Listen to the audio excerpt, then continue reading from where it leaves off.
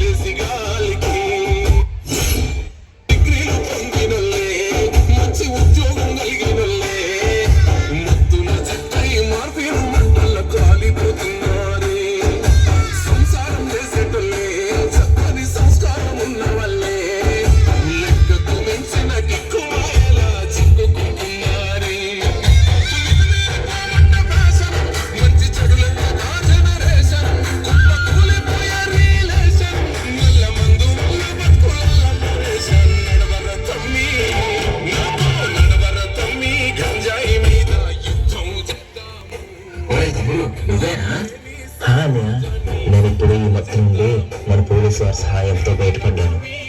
నాకు చాలా సంతోషంగా ఉందిరా. అని నువ్వేం బాధపడుకో, వీళ్ళని కూడా నాలాగే రిహాబిలిటేషన్ సెంటర్కి తీసుకువెళ్తా. నేటి సమాజంలో యువత మత్తుకు బానిసై వారి జీవితాలను, వారి తల్లిదండ్రుల ఆశలను అంధకోపంలోకి నెడుతున్నారు. డ్రగ్స్ సరదా కాదు, అది మీకు ఒక మరణ శాసనం. మీ చుట్టుప్రక్కల మాదక ద్రవ్యాలు ఉపయోగించిన, రవాణా చేసిన మన ప్రభుత్వం ప్రవేశపెట్టిన టోల్ ఫ్రీ నంబర్ 1972కి సమాచారం ఇచ్చి పోలీసు వారికి సహకరించండి. అలాగే తల్లిదండ్రులారా, ఒక్కసారి ఆలోచించండి. మీ పిల్లలకు స్వేచ్ఛనివ్వండి, కానీ ఆ